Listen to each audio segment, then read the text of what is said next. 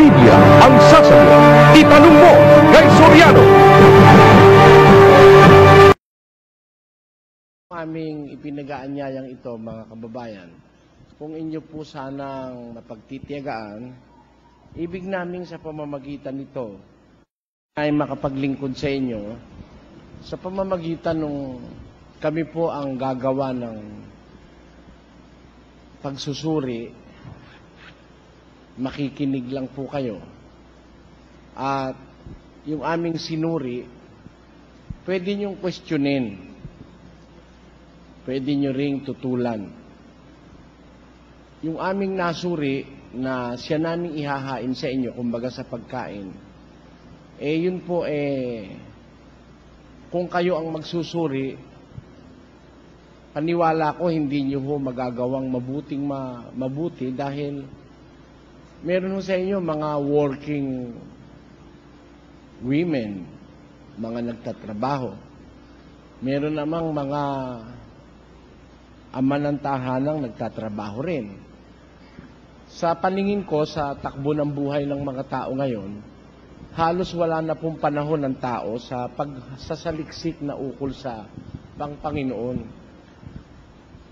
The earth is full of people na ang kanilang inkling doon sa materialism. Bihira po sa ating panahon ang mayroong malaking panahon na iuukol sa spiritualism. Mas marami po sa tao ngayon ang pinagkakaabalahan yung pagkita ng pera, sa mga kabataan paghanap ng asawa, pag may asawa na, paghanap ng butas para magkaroon ng separasyon. Ayan. At paghanap ng karangalan, pag may karangalan na, may poder na, ayaw nang umalis. Ganyan po ang pangkasalukuyang trend na nakikita natin sa mundo. Ito'y nakita rin ni San Pablo nung una. Kaya sabi niya, huwag kayong magsiayon sa mood, sa takbo ng sanlibutan ito. Kaya po kami naman ay naniniwala, walang panahon ng maraming tao para mag-aral ng mga bagay na ukol sa Diyos. Minsan siguro nakakaligtaan ng tao yung manalangin man lang sa Diyos Hindi na siguro nakagagawa ng iba. Yung mag-ukol ng meditation, na halimbawa ikaw sa sandaling oras, 15 minutos magbulay ka kung ano na ang ginawa ng Diyos sa'yo. At kung ano naman ang ginawa mo naman para sa Diyos. Bihira na po siguro yung merong ganong mga pagkakataon pang naiuukol sa kanilang buhay. Kaya po kami sa aming maliit na magagawa, in our own little way, gusto namin yung amin namang nasuri, which can be considered as a lifetime achievement. Ito ho ay mula pa sa pagkabata ay amin ng sinuri, pinag-aralan. Gusto namin po itong i-share sa inyo. At para po kayo ay, kung sakaling makapag-isip, sa pag-iisip nyo, baka sakaling madagdagan nyo pa yung aming nasuri o baka naman makadagdag kami sa inyong napag-aralan. Kasi, maaari sabihin nyo, bakit ba naman kailangan pang pag-aralan niyang relihiyon, yang pananampalataya? Kasi yung pananampalataya naman ang pinakamahalaga sa buhay natin Kayo man siguro, kukumporme. Pagkapanganak pa lang ng tao, pananampalataya na agad ang pinag-uusapan Hindi ba? Yung pagkapanganak mo agad ka nang kukuha ng certificate of baptism Pabibinyagan mo na yung anak mo. Pagkatapos na maipanganak at nabautismuhan o yung tinatawag na binyag, meron susunod na namang step doon, pampananampalataya na naman uli, yung tinatawag na kumpil. Pagkatapos, pagkayan ikakasal na, paparong ka na naman uli sa pananampalataya mo, kakasal. magpapakasal ka. Pagka ikaw ay tumandat, meron ka ng sakit. Pag medyo ikaw ay malapit ng manigas, susundo ka ng pastor o ng mangangaral para ikaw ay pahira ng santo oleo o banal na langis. Pag natuluyan kang nanigas, pupunta ka na mauli sa mangangaral, hingi ka ng bindisyon. At pag hindi ka nabindisyonan, ayaw mong ipalibing dahil wala pang bindisyon. Diba? At para maganda-ganda bindisyon, kailangan malapit sa altar. Para malapit naman sa altar, kailangan naman may magandang bayad. Diba? Kaya, kung suma total ang pag-uusapan, lahat ng kilos ng tao, may kinalaman po ang relihiyon. Halos, ang mga taong nabubuhay sa mundo, may mga relihiyon. Hindi nga lang po tayo nagkikita-kita ng prinsipyo, paniniwala. Dahil, yun pong universal truth that must be applied by all religions, meron hong hindi nakakaunawa nun. Merong ayaw nun. Merong tumatanggi ron. Kaya yan po ang aming pinag-aanyaya sa inyo. Sana magkaroon po tayo ng pagsusuri. Babasahin ko na ba Biblia? Hindi pa natin na-i-introduce ang Biblia. Ayoko munang basahin. Ganun ho kasi ang ating ginawa nung nakaraan. Wala tayong Biblia at wala po tayong pinagbabatayang aklat. Nag-aaral tayo doon sa tinatawag na general truth, yung universal truth. Because whether we like it or not, there are things that you can't deny. You just can't simply deny. Ganito. Gaya ho nung sinabi ko sa inyo nung nakaraang nagtipon tayo rito. May mga bagay, kahit walang Biblia, kahit walang anuman libro, may mga bagay tayong pwedeng pagkasundoan. Unang-una, nung nakaraan, kung natatandaan nyo, as a review, nagkasundo-sundo ho tayo roon. Nung nakaraan na tayong mga tao, kaya nandito sa mundo, may gumawa sa atin. Tama po, ano ho? Naniniwala kayo. Partially, napagkasundoan natin, sa umpisa, na ang gumawa sa atin, nanay at tatay natin. Pansamantala, yun ang ating napagkasunduan. Pero nung ating suriin, napagkasunduan din natin, hindi pala nanay at tatay natin ang gumawa sa atin. Kung meron mang gumawa, hindi ang nanay at tatay.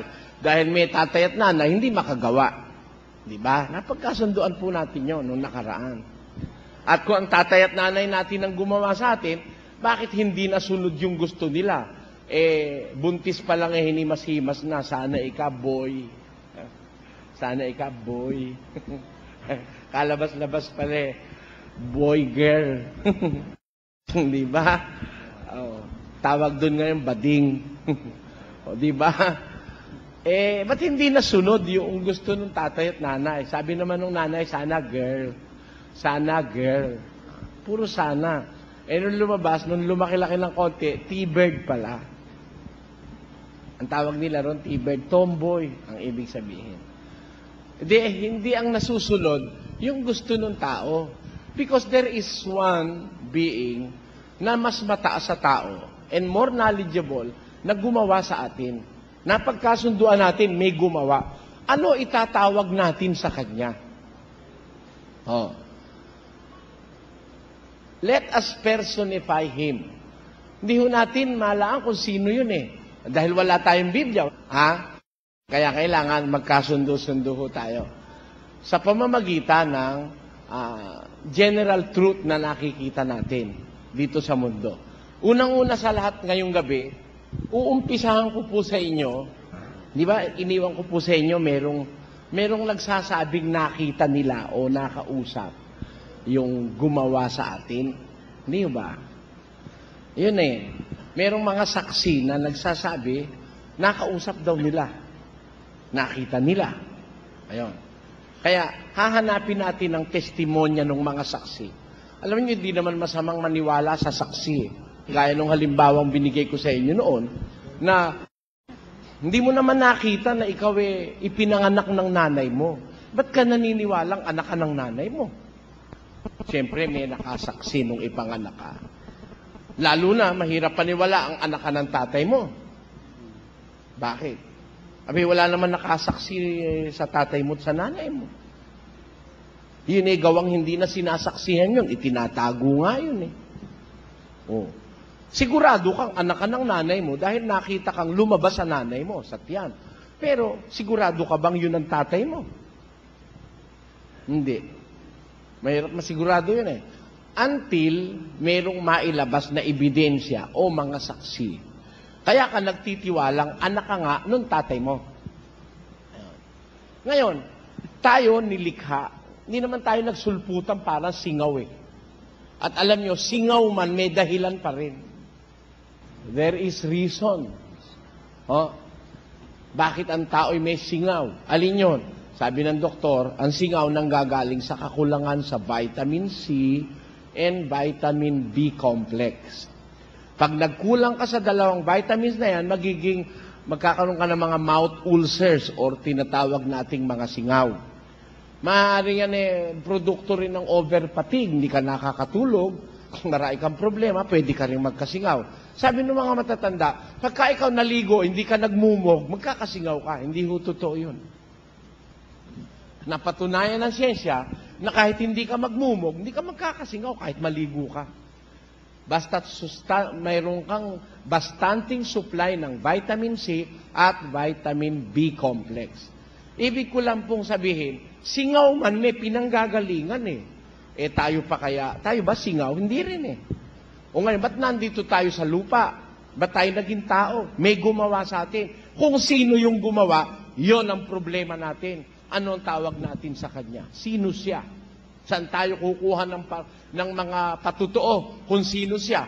Natural, kung paanong nalaman mong ikaw ay anak ng nanay mo, tatay mo sa pamamagitan ng mga saksi, hahanap tayo ng mga reliable witnesses o mga saksi na magpapakilala sa atin sino ba yung gumawa sa tao at sino yung gumawa sa lahat ng bagay na kinakailangan ng tao. Kasi eto, bago natin puntahan ngayong gabi mga kababayan, yung kung sino yung gumawa sa atin, alamin muna natin kung gaano siya katalino, kaganda, kabait, gaano siya kamaunawain.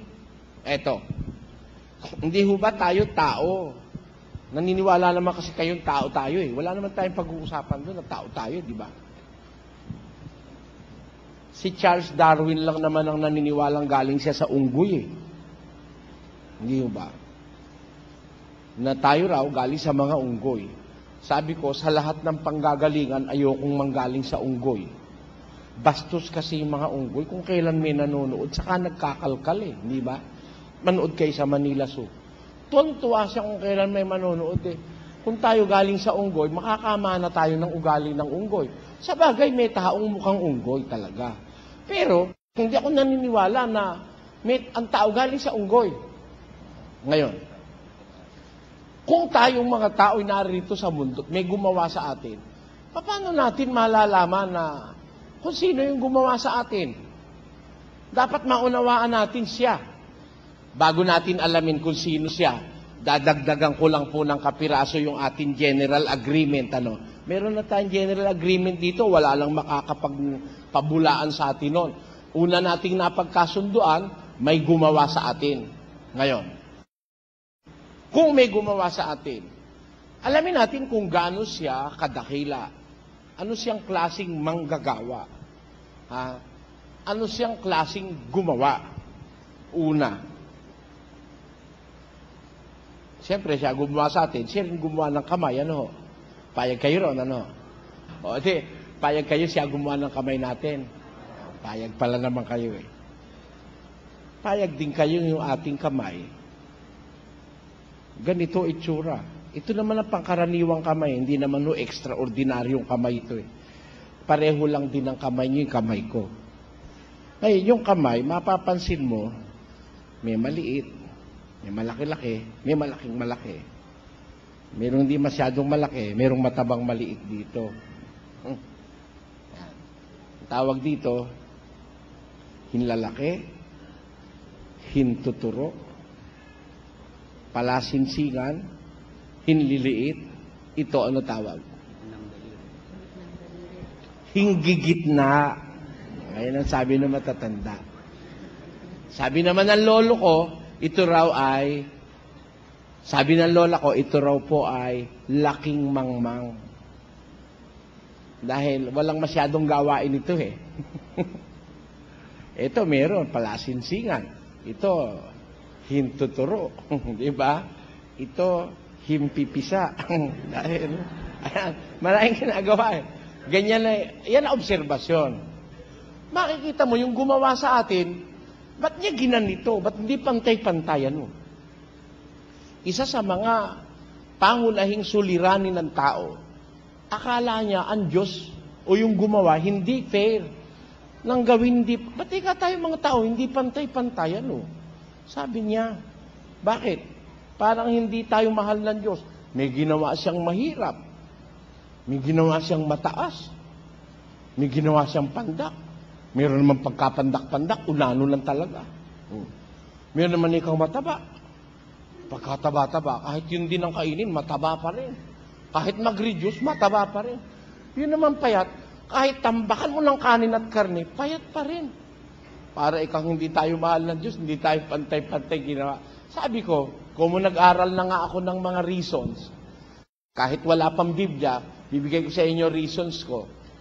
Kung lahat ng taong ginawa ng Diyos, pantay-pantay. Ito, ang consequences. Pantay-pantay ng taas. Yun ang gusto mo eh. Para sa'yo, kung mo ang Diyos pag-ibig, dapat pantay-pantay. Di pantay-pantay tayo ng taas. Lahat 6-footer. Yun ang lalabas. Pantay-pantay din ang ilong. Siyempre, magrireklamo ka kung di pantay ang ilong natin. Dapat pareho ang butas, pareho rin ang taas. Hindi pwede yung isa nakatiwalik, yung isa na may nakayuko, dahil pare-pareho eh. Di ba? Tapos, pantay-pantay din tayo ng balat. Pare-pareho ng kulay. Pare-pareho ng laki ng tenga, ng laki ng noo. Suma total, pagkahug nangyari yon, magkakamukha tayo. Payag kayo. Di ba ganun mangyayari? Magkakamukha. O, kung ang lahat ng tao ngayon magkakamukha, nagnakaw si Juan. Hinabol ng pulis. Tumawag ngayon ng patrol. May nagnakaw dito, tumatakbo. 4 yung pulis, tumatakbo rin sila. Tumatakbo rin magnanakaw. 5 na yung tumatakbo, magkakamukha. Sino huhulihin mo rin sa 5 na yun? Ha? Magkakamukha yun eh. It will cause confusion in society. Pagka tayo pinagpare-pareho ng Diyos, sa lahat ng bagay, magkakaroon confusion. Bakit? Kung 7 kaming magkakapatid na lalaki, pare-pareho kami lahat. Nag-asawa yung panganay namin. Baka kahit sino sa amin, hilahin ng hipag ko. Bakit? Pare-pareho kami. Marami ng gulong mangyayari sa sosyedad. Kukwentuhan ko kayo kapiraso. Merong isang tao, ganun ang naiisip. Bakit ang Diyos parang hindi pantay-pantay? Nakasandal siya doon sa isang puno ng duhat. Nakasandal siya gano'n, nagbubulay-bulay siya. Kita niya yung duhat, ang liliit ng bunga, pero matamis. Kita niya maliliit. Laki-laki ng puno nasa malaki Maliit yung bunga. Yung konti, natanaw siya doon sa bandaron, merong kalabasa, lalaki ng bunga, ganyan. Gapalanggana yung bunga Pero nakita niya yung puno ng kalabasa, ang liliit naman ng puno. Di ba, gumagapang. Ganito lang yata halos yung naisip niya. Ba't kaya ganun ginawa ng Diyos? Para siyang tutol. Ito, laki-laki ng puno, liliit ng bunga. Yun naman kiliit-liit ng puno, kalalaki naman ng bunga. Aba nag-iisip siya, humangin, may nahulog na kumpul-kumpul na mga duhat. Sunod-sunod, dumapo sa ulo niya gano'n. Nung dumapong gano'n sa ulo niya, bigla siya sumigaw, Panginoon, patawarin mo ko. Alam niyo kung bakit? Naisip niya, kung yung palang kalabasa nandun sa mataas na punong malaki na yon, at yung kumpul-kumpul bumaksak na gano'n, mawalan ka ng malay tao noon, di ba? Sa lalaki nung babagsak sa'yo. Kaya pala gano'n. Naisip niya, doon sa bandaron, may labanos, nakalubog sa lupa. Kung yung palang labanos, inilitaw ng Diyos sa lupa, madaling mapipirwisyo, manipis ang balat eh. Di ba, no? Lahat ng nakalubog sa lupa ang bunga, manipis ang balat. Kamote, patatas, carrots, radish. May dahilan kung bakit nakalubog. Oh. Meron naman bakit nakalitaw. Ha? May dahilan din. O mag-isip ka, bakit nakalitaw yung langka? Sige nga, pangahasan mo nga kainin yung langka, manipis babalat nun. Tatanggihan mo yung balat ng langka eh. Maano yun eh, parang durian ano. Ibig ko sabihin, sa lahat ng ginawa ng Diyos, may reason eh, sa lahat ng ginawa. Basta may gumawa, nagkakaintindihan tayo. Ngayon yung gumawa, may wisdom. Bakit? Tingnan nyo, hindi pinagpare-pareho yung ating kamay. Maiisip mo, bakit may namang kuko? Oh. May wisdom. Hindi nga pare-pareho. Pagkakakain ka, ba? Pantay-pantay na, no? Susubok ang kanin, dadampot ka sa pinggan. Oh. Pantay-pantay, hindi. Kung sakaling ito ngayon eh, pantay-pantay na ganyan. Pagdampot mo kaya ng kanin, ano kaya mangyari? Intindihan nyo, mga kapatid, ibig sabihin, therefore, yung gumawa ng kamay, naiintindihan niya kung saan gagamitin ito eh. Di ba? Alam niya. At alam nyo, natuklasan ng siyensya, wala palang tao na pareho ang fingerprints. Ito. Kahit po sinong tao, kahit magkakambal, kahit magkapatid, kahit yung magkadikit na kambal na tinatawag Siamese twins, hindi ho pareho ang fingerprints. There is no incident wherein two persons were born with the same fingerprints. Wala hong insidenteng gano'n. Ibig lang sabihin, yung gumagawa sa tao, binibigyan niya ng identity ang tao. Yung tanging pagkakakilanlan. Bukod sa magkakaiba na ng ilong, magkakaiba pa ng tubo ng buhok, merong magkakaiba ng itsura ng muka, may bilugan, may lapad, may masyadong mahaba ang baba, meron namang masyadong mahaba ang noo. Yun, identity. Pero binigyan niya ng isang permanent identity ang tao dito sa fingerprints. Napag-aralan ko po yan, sa siyensya, wala pala niyan na parehong tao, pareho fingerprints. Sa tagal na ng mundo, walang taong may record na nagdalawa ang fingerprints, dalawang tao pareho. Wala. Tanungin nyo sa mga dalubhasa, meron ngayong ibig sabihin, yung lumikha sa tao, mga kababayan, mga kapatid, isang manglilikha na binibigyan tayo ng ating sariling identity. At isang manlilikhang nakakaunawa ng ating personal needs. Bakit? At tingnan ninyo, kailangan mong vitamin C. Wala hong vitamin C ang ating katawan. Our body does not produce vitamin C. Even a slight amount of vitamin C cannot be produced by our bodies. Ngayon, naglagay naman siya ng prutas, puro naman maraming vitamin C. Pinya, may vitamin C. Papaya, naku, napakaraming vitamin C. Bayabas, may vitamin C. Yung kalamansi, meron din konting vitamin C. Akala nung iba, yung kalamansi, maraming vitamin C. No. Yun hong kalamansi, hindi ho vitamin C ang marami. Pero merong vitamin C yun. Ngayon, kailangan ng tao vitamin C para wag ka sipunin, para wag ka magkaroon ng ulcer, para maging firm ang laman mo, wala kang masyadong maraming sakit na kati, kailangan mong vitamin C. Naglagay ang Diyos ng vitamin C dyan. Naglagay yung gumawa, ibig ko sabihin. Na ano pa, ibig ko sabihin, yun yung gumawa, nauunawaan niya ating mga pangailangan. May kuko dahil may hanip.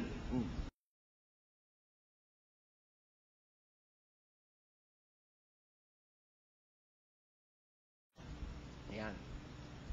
Yung gumawa, naiintindihan niya ang ating kalagayan sa mundo. Niligyan tayo ng ilong para makahinga tayo. Hindi niya naman itiningala. Dahil alam niya, pag umulan, masasagap nung ilong yung sa... wala naman tingang nakita ka nakasahod sa ulang ganon. Wala rin naman tenga nakabaliktad na ganun. Makikipag-usap kayo, tatalikod ka para marinig mo. Wala. Talagang specially made na ang lahat ng bagay. May wisyo. There is wisdom in creation. If we believe that there is a creator, let us know and let us acknowledge that that creator created us in wisdom. May ipinanglikhang karunungan sa lahat ng bagay. Ang manlilikha, nilikha niya lahat ng bagay na may karunungan. Maiisip mo talagang matalino, marunong yung lumikha. Mag-isip kayo, may lupa. Oh. Yung lupa, tamtaniman mong sili. Paglaki ng sili, kainin mo. Maangang. Alsin mo yung sili. Taniman mo lang ang palaya. Yung lupa rin na yun. Paglaki ng ampalaya, kainin mo. Mapait, ano?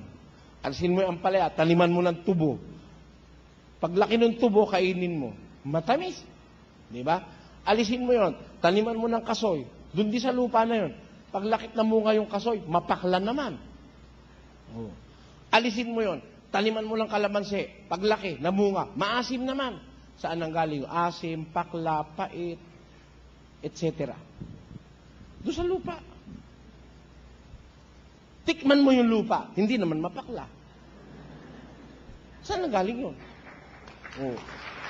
Merong ibig sabihin, napakamatalino nung gumawa. Ang talino, kailangan, alam niya kasi, hindi masarap ang sinigang pag walang asim eh. Pag walang asim, hindi tatawag sinigang. Nilaga labas nun. Kaya kailangan ng asim. Nangangailangan ng tao ng asim. At ang tao, binlagyan ng Diyos ng taste buds, nung panlasa, na marunong mag-recognize ng asim, anghang, tamis, pait, takla. Nandito lahat yun. Kaya mapapag-aralan mo, yung ginawa niya dyan sa mga paligid mo, nakakonekta rito sa'yo. For you to appreciate His wisdom. Para malaman mong napakatalino niya, napakabait niya, napakamaunaway niya. Imagine ang hamburger na walang paminta. Ano lasa? Maanggo. Walang sibuyas, walang bawang, walang paminta hamburger. Iluto mo, tatarin mo yung, gilingin mo yung baka, iluto mo hamburger, walang timpla. Ano kaya lasa? Ang nagpapasarap doon yung spices niya eh. Dahil yung karne, sa kanyang kalagayan, hindi mo naman malalaman yung karne ganun lang eh. Oh, sige nga, kumain ka nga hilaw na karne, tingnan ko pag hindi ka nagmukhang leon. Ang pangit eh. Ha? Pero kung tao ka, alam ng Diyos, kailangan ng panlasa mo yung ganun para makain mo, nilagyan kang panlasa. Masama naman kasi kung wala kang panlasa. Dahil kung halimbawa wala kang panlasa, pait na pala sige ka pa rin ng sige, masama sa katawan yung pait, hihina ang atay mo. Oh. Pag puro pait, hihina atay mo ron. Masama naman puro asim. Ha? Magkakaroon ka ng ulcer sa sikmura. Kaya, maintindihan natin, tayo, at ang ating paligid, may manlilikhang matalino na pinagbagay-bagay ang mga bagay-bagay dito sa mundo. Naiisip ko nga ba't kaya ako meron niyang makahiya? Nung maliit kasi ko ginanong ko yung makahiya, nagtiklupang ganon, tumiklop. Di ba naman ako itong anuntot masyado naman yung mahiyain, nasanggilang Nasanggilang tumiklop na Hindi ako umalis. Pagkaraan ng ilang sandali, unti-unti na naman siyang bumubuka. Naobserbahan ko rin, yung palang makahiya, kahit hindi mo naman ganunin, tumitiklop din paglulubog na araw. Pagkagabi na, titiklop din siya. Naobserbahan ko Niisip ko sa sarili ko nung araw, ba't kaya may makahiya? Matinik naman. Hindi naman kaya lang ginawa ng Diyos to para paglaruan ko siguro, no? Dahil di lang naman ako tao sa mundo. Sabi ko, paano ako ito nagbibinatilyo, meron akong hipag, hindi dinadatnan. Di ba yung babae, meron silang batas na sinusunod, ano? Ang tawag doon sa Kastila, batas, regla. Doon ang galing salitang reglamento, katalagahan. Di ba? Sabi ng lola ko, kumuha ka ng ugat ng makahiya, ilaga mo, inumin mo, makita mo bukas bukas yan, magkakaregla ka na. Kaya pala ako may makahiya, pala silbi yun, ano? Lalo na nung ako'y mag-alaga ng kambing sa Pampanga, naku po, gustong-gusto pala ng kambing na kainin ng makahiya. Kaya, lahat ka ako pala nang narito sa mundo, may kaukulan. Doon ako nag-isip-isip, mga kababayan. Kayo, ba't kayo nandito sa mundo? Ako, ba't nandito? Saan naman tayo nakaukol? Tayo ba nakaukol lang na tatanda, mag-aasawa, mamamatay, tapos na? Pagkapanganak, maglalaro, magtatai sa lampin, yung nanay mo, pupuyatin mo, sa kalalaban ng mga lampin. Buti nga ngayon, yung mga nanay, hindi na naglalaban ng lampin, diaper na lang eh. Ngayon, maiisip mo, yung sinasabi na yun ng, ito, tutulan nyo sinasabi ko, kung hindi totoo, ito, ginamitan ko ng obserbasyon ng buhay sa mundo eh. Yung lahat ng bagay na ginawa ng Diyos, maiisip mo, may kaukulan. There is something good. Walang masama. Tabako man, hindi masama. Akala nyo ba yung tabako ba't sumasama? Kasi ginagamit sa mali eh. Pero yung tabako, gamitin mo sa tama. Yung palang tabako, yung nakukuhang ron, chemical, nakakapagpa yung malolokong tao, yung taong naloloko, yung wala sa sarili, yung nagwawala sa tindi ng problema, saksakan mo pala nung nakukuha sa tabako, nare-relax, nagagamot. Yung pala gamit ng tabako. Yung ahas, yung kamandag niya, napakahusay na gamot. Kaya isang botelyang ganyan ng kamandag ng ahas, nagkakahalaga ng $20,000. Isang botelya ng kamandag ng ahas. Alam ng tao kung paano ginagamit yung kamandag ng ahas. Na pag hindi tama ang gamit, maninigas ka. Pag sa'yo nalaga yung kamandag, todas ka. Pero pag yun ay nagamit sa tamang paraan, ikabubuti ng tao. Ano pati yung Diyos na lumikha, kung iisa-isahin ko lahat sa inyo. Sa bagay, kung iisa-isahin ko ba sa inyo, payag naman kayo siguro dahil totoo naman sinasabi ko. Meron lang ba ako sinabing hindi totoo? Puro totoo yun eh. Those are generally accepted truths about life. Dito sa mundo, nandito tayo, may kaukulan lahat ng bagay. Pero hindi natin naiisip ko minsan, ano kaya ang kaukulan ko? Ako kaya tatanda, pagbata, magdudumi. Pag binata, aalis ng dumi. Susuklay. Pag dalagitan at medyo meron ng ume-esti-esti. Dati, tutulo-tulo yung uhog, nakikita mo sa daan. Amoy araw eh. Pag medyo na, Lin, ang ganda mo. Ha? Hindi pa niya alam yun eh. May nagsabi, ganda mo, Lin? Pag uwi nun sa bahay, titing sa salamin nyo, maganda raw ako. Maliligo na yon. Uumpisa na yan. Totoo, hindi. Totoo yun eh. Ganon din yung nagbibinata. Ngayon, mag-aasawa, magkakaanak, tatanda, mamamatay. Ganon na lang ba tayo? Tapos, bago mamatay, kung masyadong mahaba ang buhay, tatai uli sa banig. Di ba yung matatandang malapit ng mag-ulyanin? Tumatay na sa banig yun. Kaya nga yung anak na hindi marunong tumana ng utang na loob sa magulang eh. Pag nagtatai na yung tatay niya eh. Kung matanda ka, di ka pa mamatay. Ako'y nahihirapan na kalilinis dyan. Meron ba? Wala. Meron nga, malakas pa magulang eh. Hindi pa nagtatai sa salawal eh. Pinanalangin mamatay eh. Para makuha yung mana niya eh. Amen? Tama o hindi? Kaya, kung maiisip lang ng isang bata, ang kalagayan ng kanyang magulang, kawawa yung magulang. Dahil nung ikaw bata, siya mismo tinataihan mo, wala siyang reklamo, tuwa pa nga yung tatay, tumaian ako, tinaian ako ng aking anak. Ikaw ngayon ang taian ng tatay mo, pakita mo rin niya, naku, tuwa ako sa'yo, tatay, tinaian mo ako. Sana ganun din. Hindi nga ganun eh. Pero totoo yun, nangyayari sa buhay ng tao. Ngayon, what is the reason behind all these things? Kung mag-aaral tayo, may matalinong manlilikha, marunong, maunawain, mabait. Ba't hindi naman mabait yung binigyan ka ng asawa? Palagay mo ginawa tayo, puro lalaki, ano kaya mangyari sa mundo? Mamamaho ang mga kasilyas dyan, maniwala kayo. At may babae na, pagkababaing kamay, mamamahuri ng kasilyas mo. Di ba? Pero palibasa, maunawain yung Diyos na lumikha, gumawa ng babae, taga-sulsi. Di ba? Taga-plancha, taga-laba. Lalaki, kung maglaba ganun ang kusot Hindi man maggasgasan yung tela dahil di marunong Tapos pinigaan ng pabaliktad na gano'n Sampay na. Kaya yung brief pag lalaki naglalaba 3 linggo lang kulay kakin Dati puti yun Di kailangan pala may babae rin, Isipin nyo. Kaya kung iisipin natin lahat-lahat ng bagay na ito, tayong lahat magkakasundo. Mayroong lumikha, matalino, mabait, maunawain. Yon ang lumikha. Lahat tayo ba ngayong gabi, dito sa hall na ito, pumapayag mga kapatid, na may manlilikhang mabait? Payag kayo? Matalino? Nauunawaan ang ating kagustuhan? Payag kayo? Sino yon? Maraming sagot.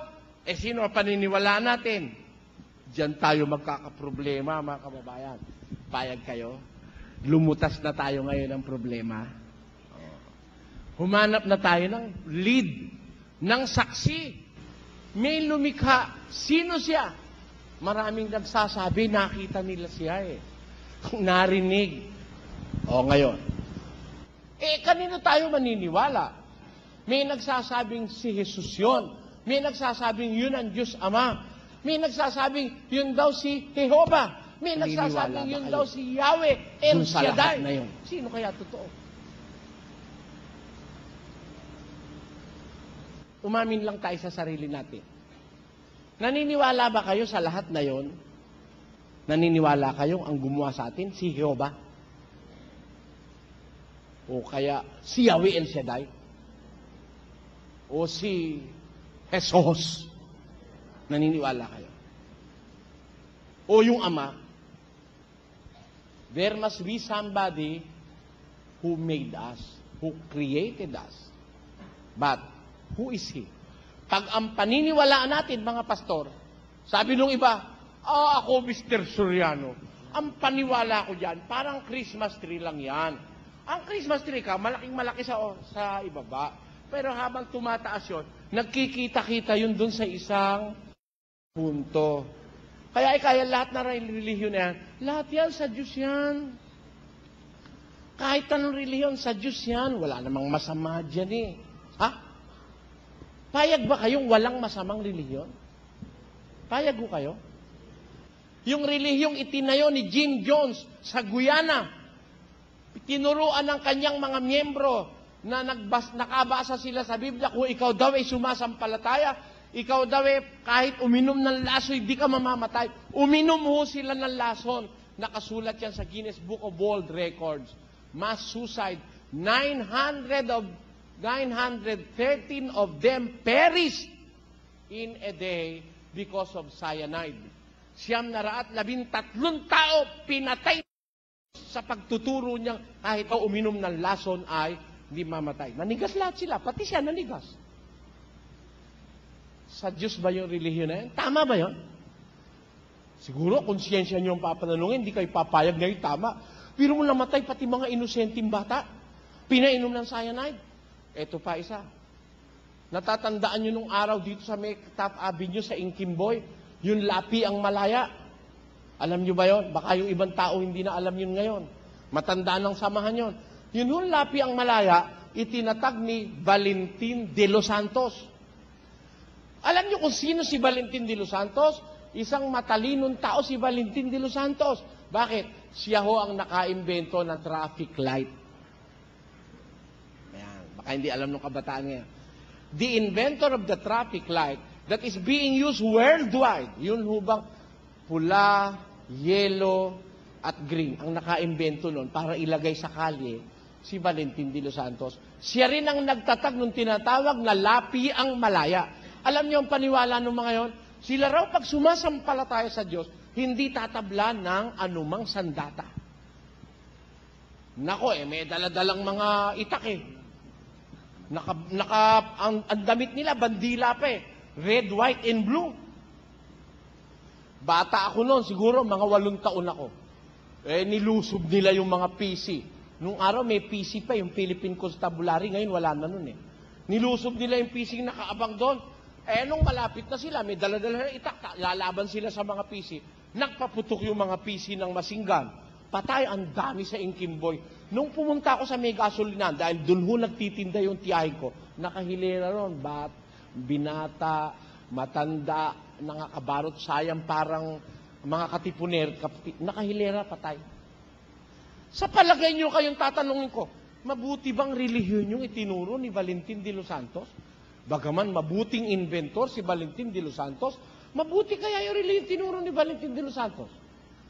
Kayo, konsyensya nyo, tanungin nyo, mabuti o hindi?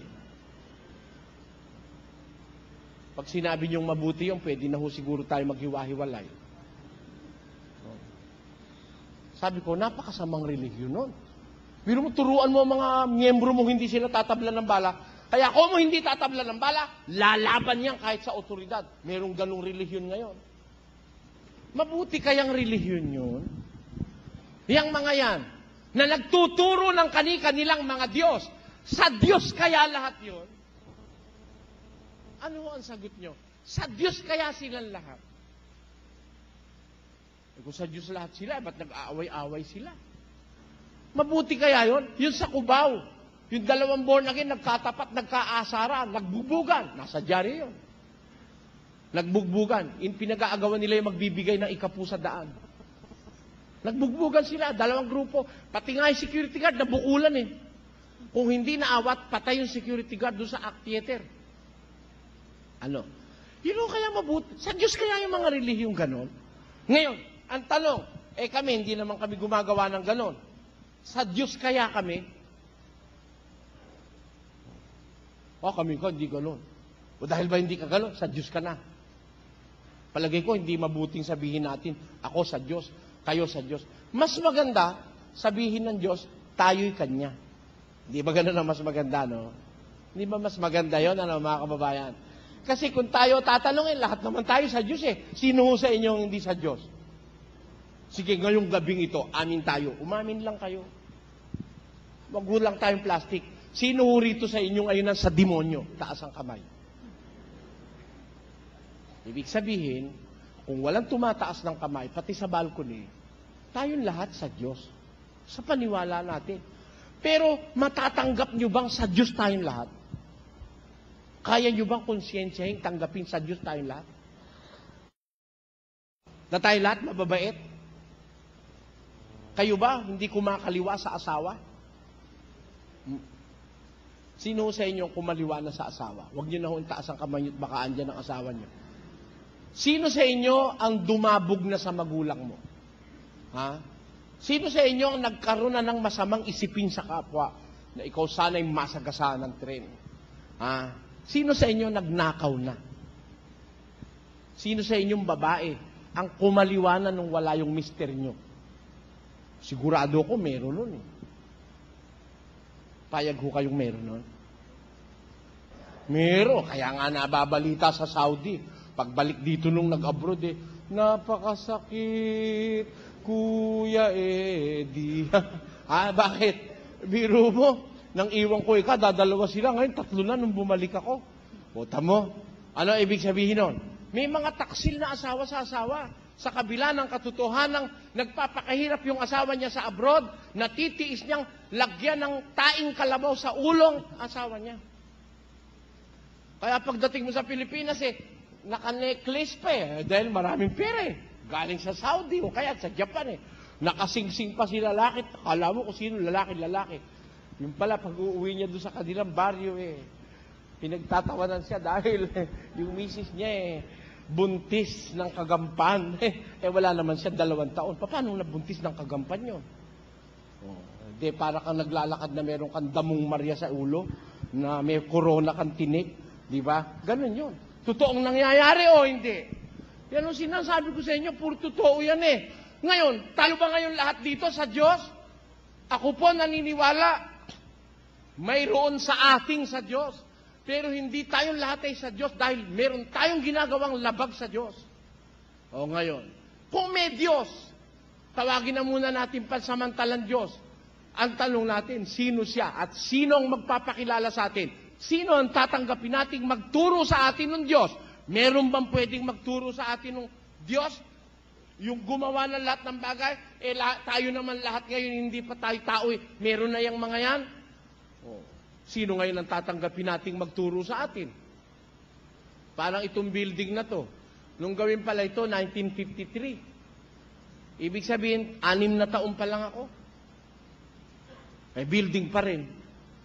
Dahil nang nanood ng sine rito nung araw siguro, no? Hindi na natin kilala kung sino nanood dito. Pero totoo na ito nung araw, sine. Sino ang tatanungin natin?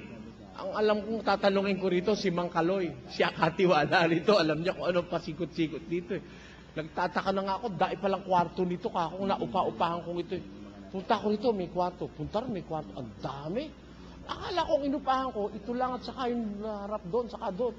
Nung pasukin ko ito, katakot-takot ang kwarto dyan. Mga nagtago. Nagugulat na lang ko pagpasok yung kwarto na naman pala yun.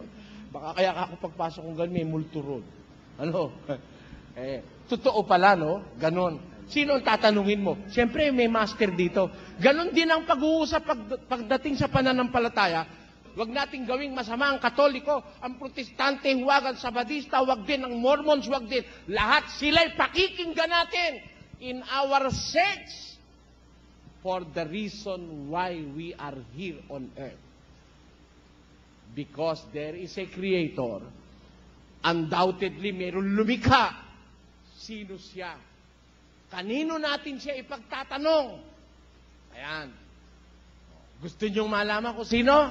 Umpisahan na natin, mga kapatid, ang habang introduction nun. Ano? Umpisahan na natin. Tanungin natin, pumapayag ba sila, mga kapatid? Payag ba sila na mayroon talagang lumikha sa lahat ng bagay? Payag ho ba sila?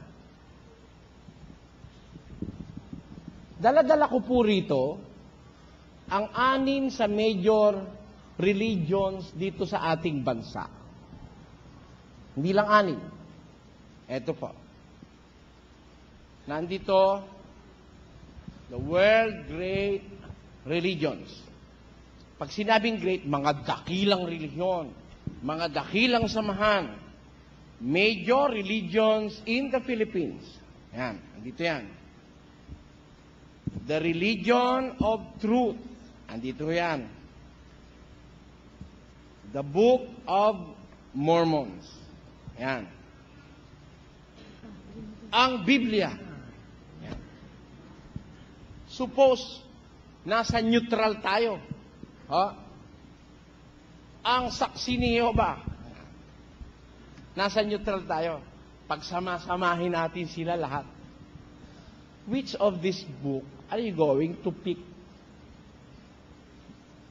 To choose and to believe and to rely on. Let us put them all into test. Payag kayo? Testingin natin sila lahat. Payag kayo? Unahin natin ang Mormons. Siguro kilala ito ng iba sa inyo. The Book of Mormons. Yan. Hindi ho natin sila papasamain, ano? Kukunin lang natin yung paniwala nila kung may Diyos nga. At kung sino yung lumikha ng lahat ng bagay. Eto ho, babasahin ko ang Book of Mormon. Eto. The prophet Joseph Smith. He translated the ancient writings inscribed in gold plates, from which the first edition of the Book of Mormons was published in 1830.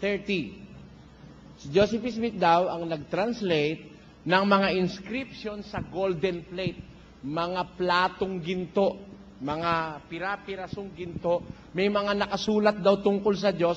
Si Joseph Smith ang nag-translate noong 1830. Itong Joseph Smith na ito, bakit daw siya nag-translate?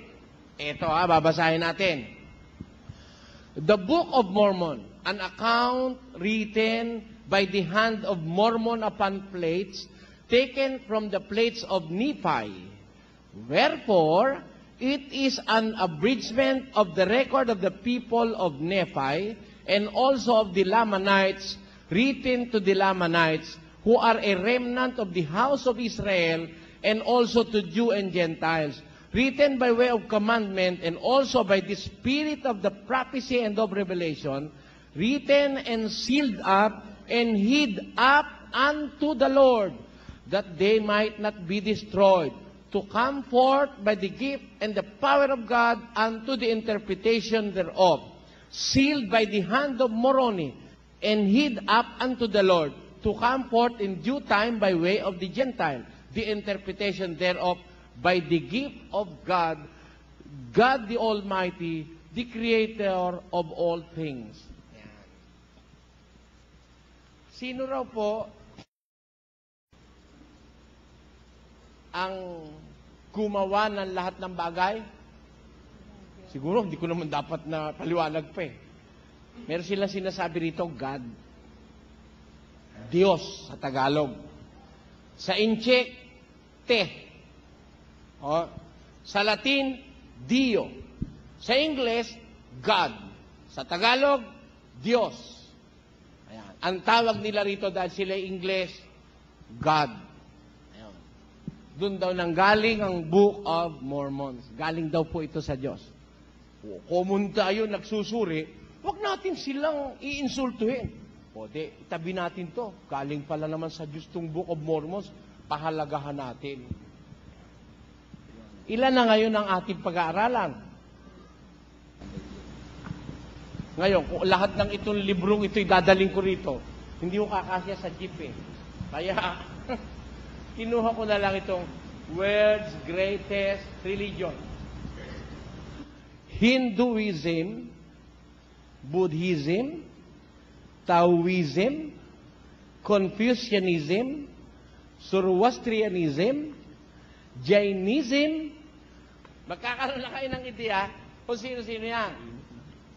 Meron dito, Prophet Baha'u'llah. Yung nagtuturo ng Baha'i faith. Meron dito sa Sampaloc yon, malaki lugar nila ron. Dito sa Pilipinas nandyan eh. Meron hong Hindus dito sa Divisoria. Meron ho ako suki dyan, Buddhist. Suki ko sa Sotanghon. Ha? Meron ho akong kilala na sa Divisoria rin, ang paniniwala naman, Shinto. Ano pat kung iisa-isahin kong basahin sa inyo lahat ng mga libro ng pananampalataya, meron pa rito isang... Ang pangalan ng Diyos daw, Yuwa. Yuwa. Yun daw original pronunciation, Yuwa. Ang hirap i-pronounce, Yuwa. Kaya pag mananalangin ka, Yuwa. Mahirap i-pronounce. Ha! Ano kaya mangyari sa atin?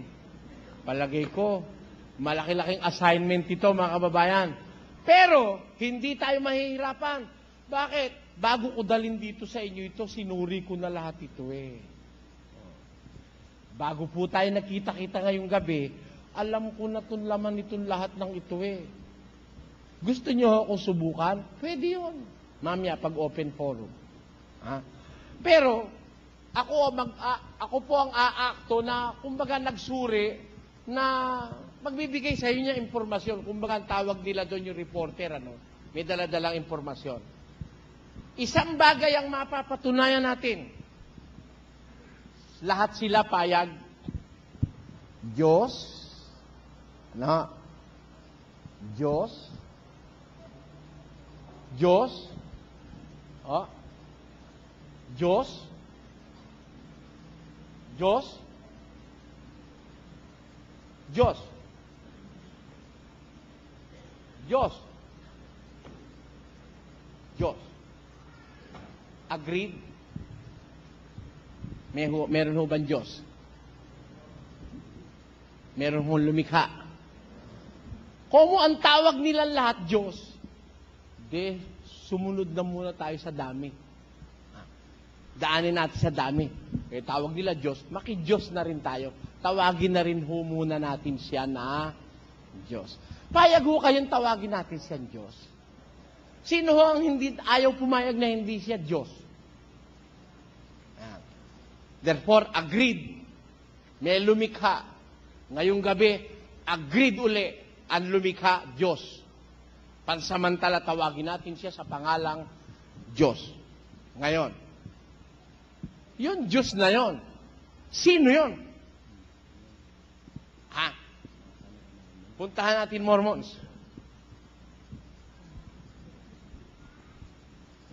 God, yung Diyos, has a body of flesh and bones as tangible as man's. At Tagalogin ko, ang Diyos may katawan na may laman at buto na nahihipong kagaya ng tao. Aba, ang Diyos pala ng Mormons, pareho natin, may laman at buto. Yung pala ang kanilang Diyos.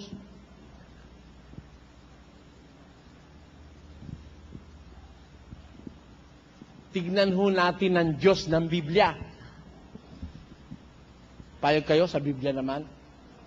Kung pumayag kayo sa Book of Mormons, ba't naman sa Biblia hindi kayo papayag? Sa Book of Mormons, ang Diyos may laman at buto na nahihipo kagaya ng tao sa Biblia. Ano naman ang Diyos? Eto ho, bigay mo talata. Yun lang kainaman ng Biblia, no? Eto, ang Diyos ay Espiritu. At ang sa Kanya'y nagsisisambay, kinakailangang magsisamba sa Espiritu at katotohanan.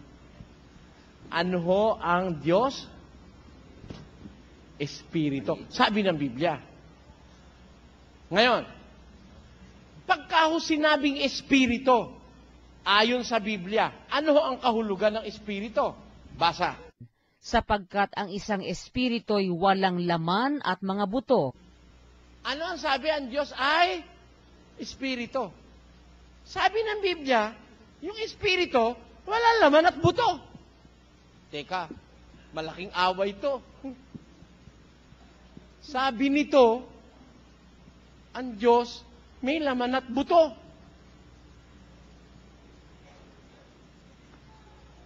Sabi nito, ang Diyos, Espiritu. At como Espiritu, wala laman at buto. Ano gagawin natin sa dalawang ito? Magkakontra ho eh. Doon sa isa, may laman at buto. Dito, walang laman at buto. Alin lang gusto nyo? Alin dito ibabalibag ko? Masama naman pag binalibag natin. Huwag muna natin balibag. Konting tiyaga pa. Biyaan muna natin sila. Mag-away silang dalawa. Bak tayo mag-aaway. Huwag tayo mag-away. Biyaan mo na lang sila mag-away dalawa, di ba? Tingnan natin kung sino man nanalo. Ha? Palagay ko, matinding away ang mangyayari ngayong gabi. Sabi nung isa, ang Diyos may laman at buto. Sabi nung isa, ang Diyos ay Espiritu, walang laman at buto. Sabi nung isa, ang Diyos ay Espiritu, pero hindi nanganganak at hindi rin ipinapanganak, hindi rin nanganganak. Naisip ko, si Kristo ba, kaninong anak? Di ba, paniwala natin, si Kristo, anak ng Diyos, ano? Mag-isip kayo. Ito ang sinasabi ko sa inyo, totoo ito. Ang tanong ko sa inyo, lahat ba ito tatanggapin natin? Ako, naguguluhan na isip ko nung umpisahan ko yan eh. Sabi nung isa, may butot laman ng Diyos. Sabi nung isa, wala raw butot laman ng Diyos. Sabi nung isa, Diyos ay Espiritu. Sabi naman nung isa, yung Diyos na Espiritu, hindi pinanganak. Tama yun. Paniwala ko, hindi naman talaga ipinanganak ang Diyos eh. Pero yung sumunod, di yata ako naniniwala. Hindi raw nanganganak ang Diyos. Dahil daw Espiritu, hindi nanganganak. Nag-isip ako, sino ba nanganak sa akin kako? Nanay ko. Tama. Yung nanay ko pala, pinanganak ako. Kayo, pinanganak din kayo ng nanay nyo. Tama o hindi? Tanong, sino gumawa sa nanay nyo? Di ba pinagkasunduan na natin ang gumawa Diyos? Sino gumawa sa nanay nyo? Sino gumawa sa nanay nyo? Yung nanay nyo, marunong manganak o hindi? Pinanganak ka nga eh. Yung kayang gumawa sa nanay mo na marunong manganak, hindi marunong manganak. Para bang mali, nonsense. Na maniwala tayong yung nanay natin na ginawa ng Diyos marunong manganak. Yung Diyos na gumawa sa nanay natin, hindi marunong manganak. Parang hindi ko matatanggap. Matatanggap niyo mga kababayan? Ako parang hindi ko matanggap eh. Yung espiritu raw hindi nanganganak. Sino nagsabi sa'yo? Kung yung laman na ginawa ng espiritu pwedeng manganak, yung pa kayang gumawa ang hindi pwedeng manganak. Mag-isip din kayo. Huwag niyong tanggapin yung sinabi ko. Mag-isip din kayo. Sa 4 na major religions in the world, meron na tayong malaking confusion. Pero bigyan natin sila ng katwiran. Ang Diyos daw ay espiritu, hindi nanganganak. Ngayon, sabi naman ng Biblia, ang Diyos nanganganak. Nanganganak ang Diyos. Kaya nga may anak ang Diyos eh. Kayo, anak ba kayo ng Diyos?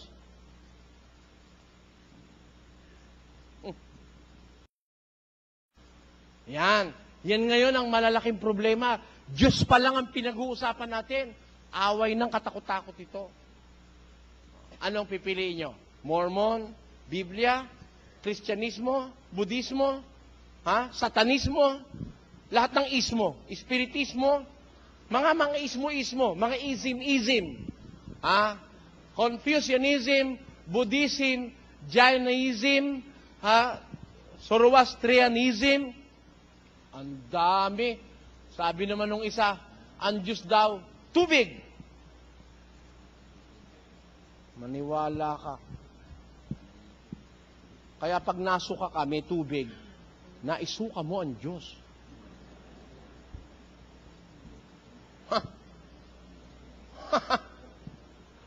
Yun daw tubig Diyos eh. Eh tinanong ako ito, isang basong tubig. Ano to? Tubig o. Mali ka. Ba't ka ako, Dok? Ano yan? Diyos yan. Kaya pag ininom mo, nabubuhay ka. Dahil ininom mo ang buhay. Para si unti-unti nating inumin ang tubig ng buhay. Yun daw buhay yun ng Diyos. Kaya buhay ang ininom mo, Diyos ang ininom mo. Buhay ang ininom mo eh. Nung masuka ka. Diyos din ang isinuka mo. Nung maihi ka. Ngayon, payag ba kayong gano'n na lang tayo? Mabitin tayo sa ganong contradicting faith, contradicting doctrines of diverse faith and diverse prophets kuno. Contradicting. Magkakaiba. Magugulo tayo. Ano sabi ngayon ng Diyos? Papayag ba tayo ngayon na ang Diyos ay ganong kagulo? Basa, 14:33. Sapagkat ang Diyos ay hindi Diyos ng kaguluhan, kundi ng kapayapaan. Magulo ba ang Diyos? Palagi ko rin, di nga magulo ang Diyos eh. Tingnan ang Diyos, maayos.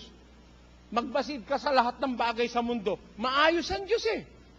Tingnan mo yung araw, maayos. Buwan, maayos.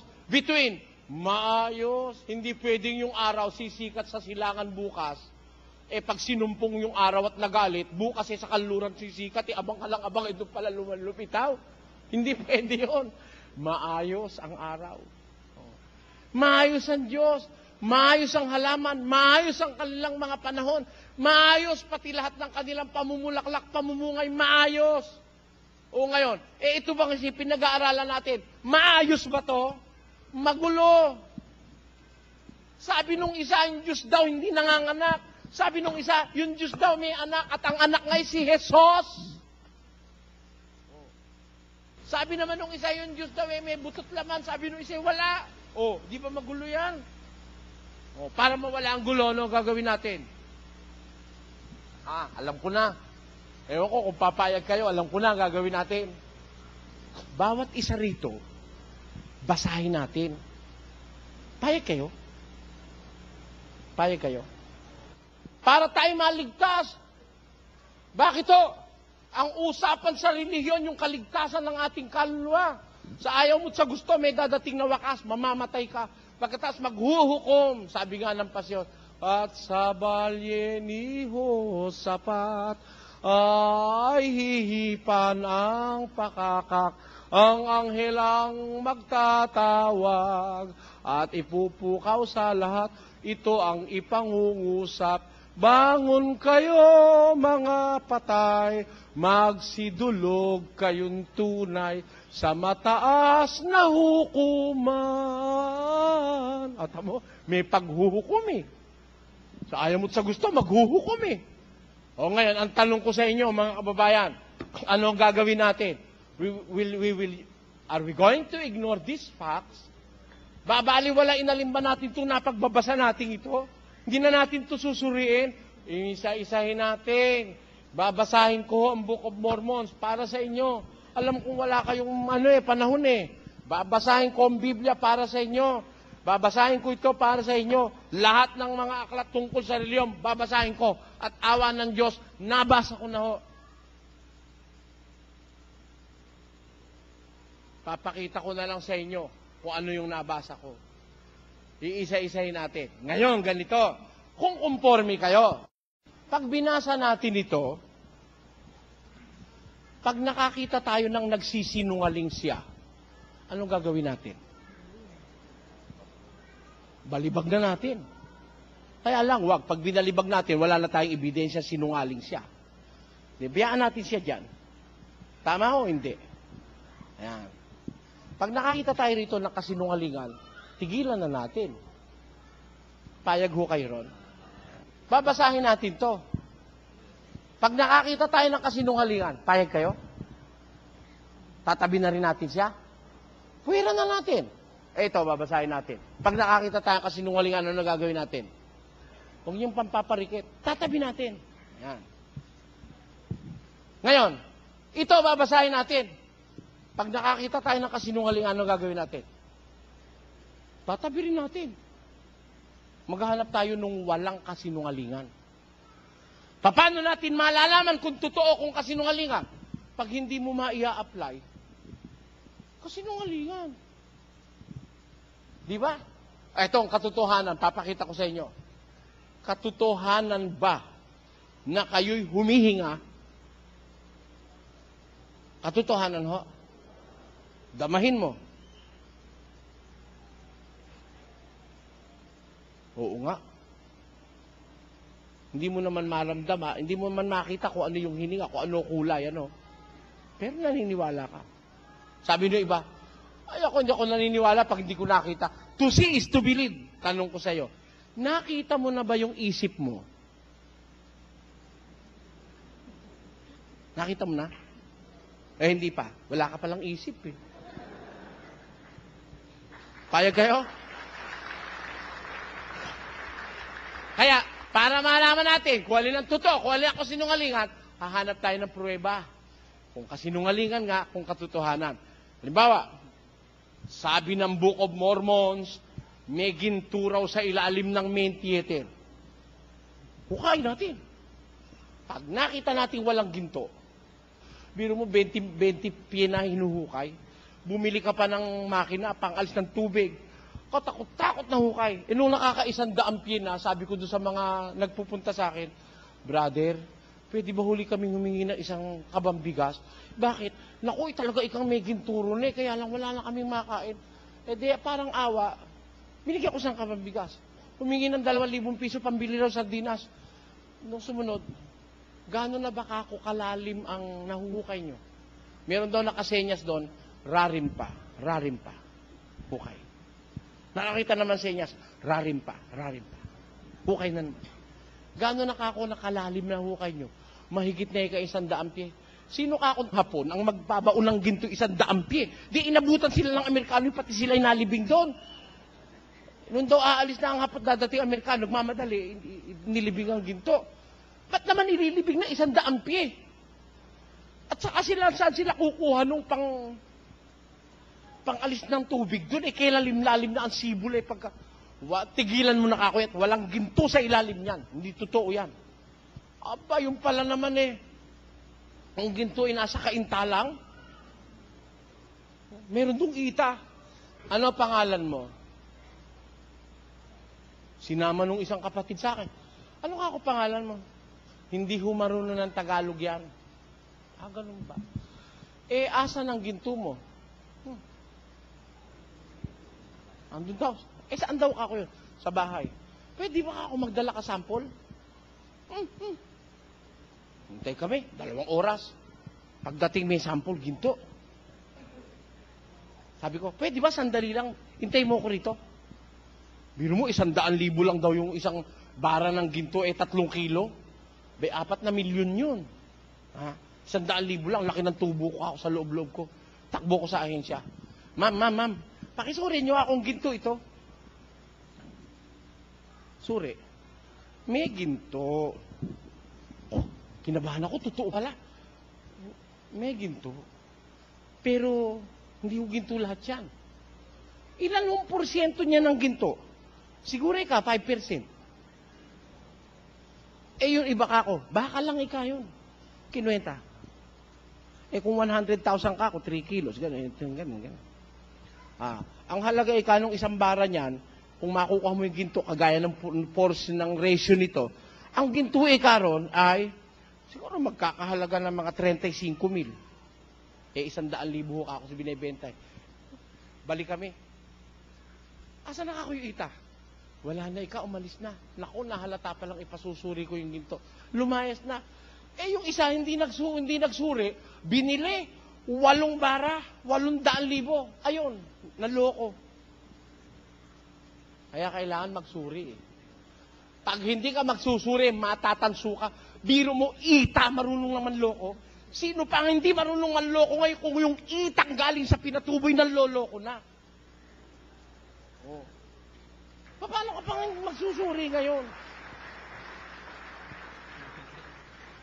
Ita yun, hindi marunong Tagalog.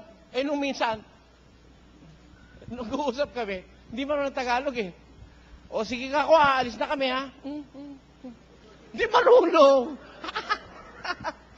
Bago kami umalis pasuri, umuwi, naisip ko, marunong, nagkukunwari lang. Ingat kayo. Di ba ganon mga kababayan?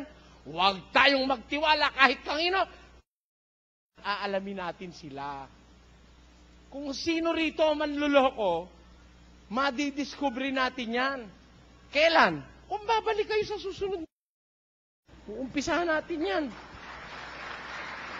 Pag may sinabing mali, pag may sinabing hindi tama, huli na siya. Ayan, umpisahan natin yan. Pansamantala ngayon, titigil ho tayo.